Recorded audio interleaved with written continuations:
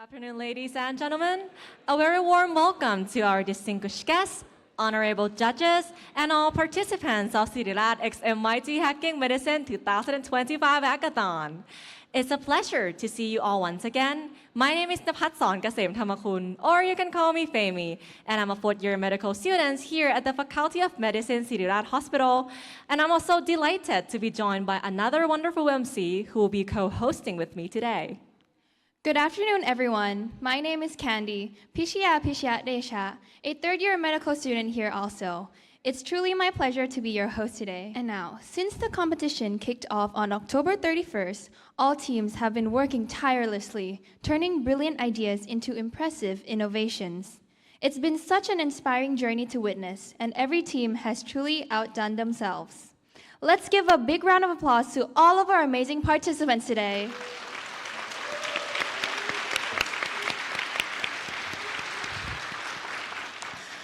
While our judges are finalizing their scores and preparing for the results, we're honored to have with us Mr. Thanasak Hoontrakul, Program Director of Siriraj X MIT Hacking Medicine 2025.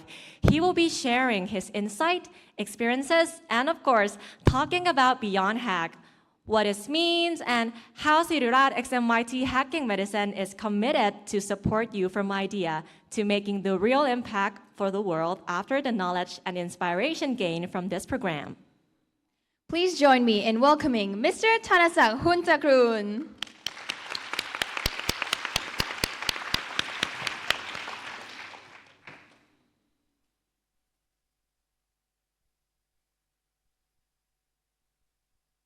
Hello. Hi everyone, my name is Billet. I'm Program Director of Siriraj X MIT Hacking Medicine. I'll be speaking today about sharing my entrepreneurial experience and what Siriraj and MIT Hacking Medicine have in store for you for Beyond Hack. Right? So the past weekend, you guys have very excited, come up with the ideas, did the problem pitching, come up with a solution, and then now what? Tomorrow you're going to wake up and think, what do I do next? That's exactly where I was 13 years ago. I completed engineering entrepreneurship program at University of Pennsylvania. Was very excited, wanted to do a startup. Came back to Singapore at National University of Singapore and came up with an idea at a business plan competition like you guys here today. I actually won $1,000. This idea called Pick Me Up. It's a $24 billion idea. At that time, it was not there. Anyone want to give a guess what it is? If you guess correctly, I'll give you 6 tickets to the conference. Grab, who said grab? All right, come look for me. I'll give you the coupon code. All right, exactly, it was Grab, right? At that time, I came up with Grab idea. Because I was a student in Singapore, I was partying. Singapore cab is expensive. I didn't know how to get home safely. Always get scammed by the taxi that's along the road, right? After I won the hackathon, next day I was like, what do I do next? I didn't know how to write a code. I didn't know how to write a business plan, how to get funding, how to build a product. So what did I do?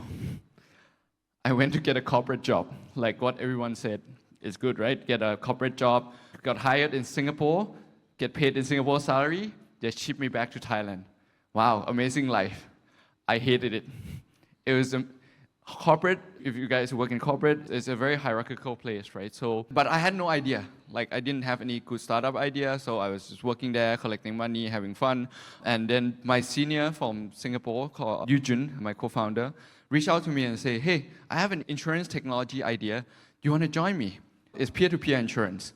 At that time, I was like, okay, I didn't really know what is insurance, but why not? Let's try, right? So soon after, we launched a peer-to-peer insurance with 6 insurers, all the big names in the industry. We give some cash back to groups of people who have less claim than the typical pool. Like we came up with the mechanics, went through the partnerships, and launched with 6 of them. The Office of Insurance Commission secretary was even there at our opening, right? It was a big event, got a lot of PR, and then the next day, crickets. No sales at all, right? Turns out insurance, like healthtech, is a very tough space. It's a deep space because you need, apart from marketing, sales, operations, right, regulations, partnerships, product development, team management, I had to figure out of school, I didn't know what to do, right? I was fumbling all over, making all the rookie mistakes. Even though I actually read the book not to do it, I did it, right? So it's like reading a book about playing soccer, and when you go down the field to play soccer with professionals, you get kicked anyway, right? And then you come back home and say, hey, and then you read the book back again, and then you try it out again, right? January 2020, 3 years after launch, so we pivoted the company, we were doing something else, not peer-to-peer anymore. We had 4 months left in runway. And remember at that time? COVID, right? COVID hit, we didn't know what to do, we didn't know how we're gonna survive. We had 4 months left in the runway, half of my team resigned, right? Because I was a poor manager, which is basically was not decisive in decision priorities week to week. I was a kid. Then something happened. Actually wanted to return the rest of the money back to investor. We tell them, hey, we're just gonna give it up and return you the money. Our investor told us, no, you keep it, try your best. If you run out of it, so be it. Really, no matter what it is, we don't expect to get half for 30% of our money back. It's either go to zero or you guys made it. We were like, okay. We huddled and we remember we wanted to give up our earliest team members, like, dude, like we're here, just try, right? And everything changed on 21st of February 2020. At the height of COVID, did everyone remember COVID insurance?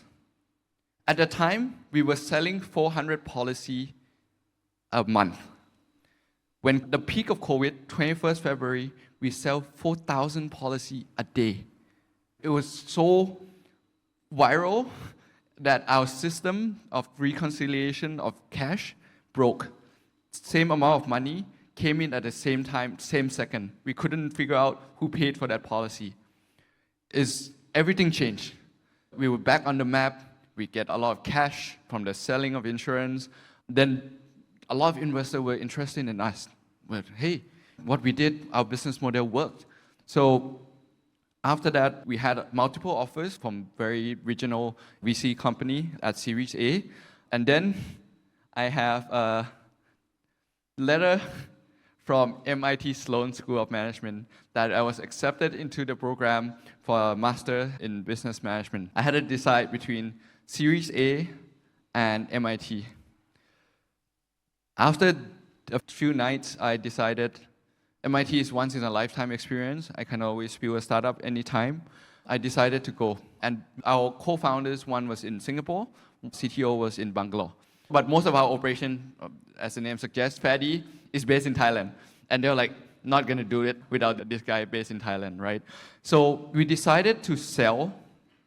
We found a buyer, a startup based in Indonesia called Kuala, who acquired us in September 2020.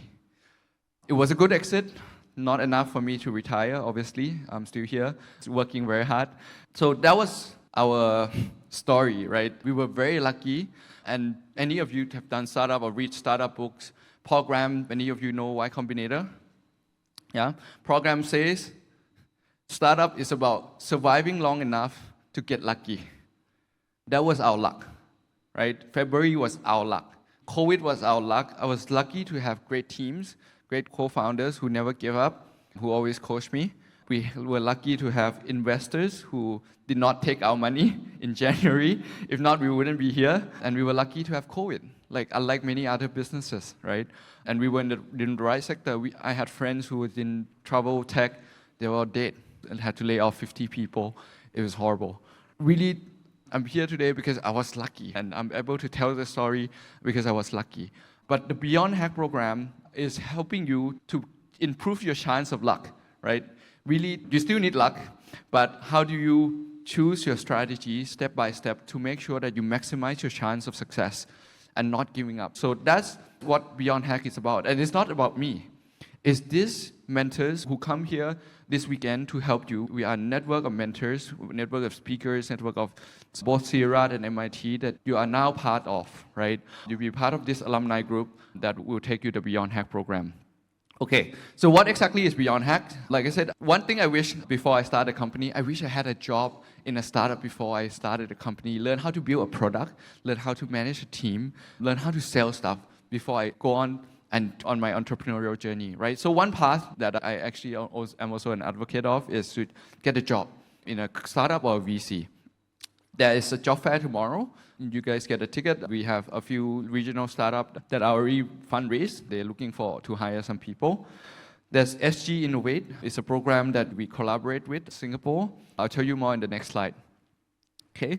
The other side, if you are daring, you feel like you're ready, you want to feel pain, be a founder. And we have both structured program, like Spark AI will be hosted in Siriraj. We'll work together with the Siriraj faculty to come up with the solution.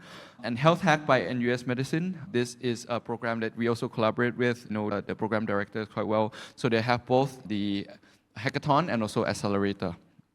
And we will also have unstructured program because some of you may not ready, your idea may not be big enough to join a structured program, right? We will have monthly Beyond Hack fireside chat. So we'll have fireside chat with entrepreneurs, investors, and experts in the startup ecosystem. And office hour. So Siriraj and MIT faculty hacking medicine team will be there to give you time and slot to help you navigate the journey of entrepreneurship. Next is SG Innovate. Very interesting. It's a paid internship program to go to Singapore to work in deep tech startup. So you'll be paid, flight, and accommodation paid for. That SG Innovate is also one path. Spark AI, both Siriraj faculty and Siriraj ex-MIT Hacking Medicine alumni are the target participants. We'll have immersive training modules and regulation, AI, and entrepreneurship. Okay. Health Hack by NUS Medicine is also another program based in Singapore. They have both hackathon and accelerator. We can also come to us for it.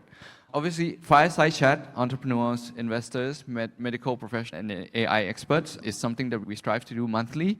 It will be a small group. You can talk. We'll have sessions, something like go-to-market strategy, how to define the market, what's B2B sales. Office hours hosted by both Siriraj and MIT Hacking Medicine, and obviously our corporate partners come to us, figure out who is the right mentor for you, and then you can go through. It doesn't have to be the same team, right? Like I understand that sometimes your entrepreneurship journey will change, your team will change, some of you may have other priorities, and you can form a new team. We can also help you find co-founders if we think there's a right match. Okay, thank you once again for joining us in Siriraj ex-MIT Hacking Medicine this weekend.